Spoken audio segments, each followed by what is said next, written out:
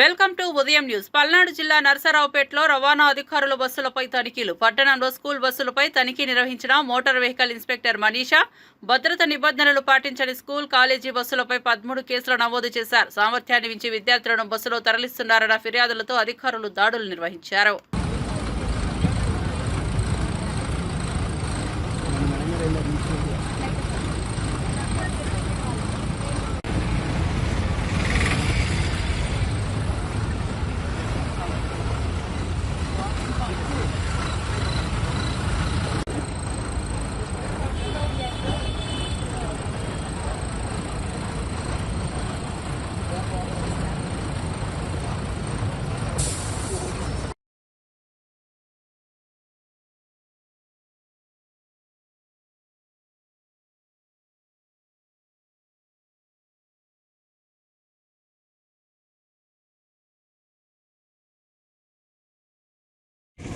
అందరికీ నమస్కారం. 36th national road safety month జరుగుతోంది.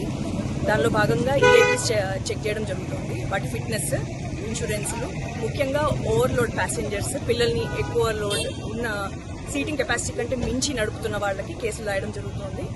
వాటికి అన్ని డాక్యుమెంట్స్ ఉన్నాయో లేదో ముఖ్యంగా ఫిట్నెస్ చెక్ చేయడం జరుగుతుంది.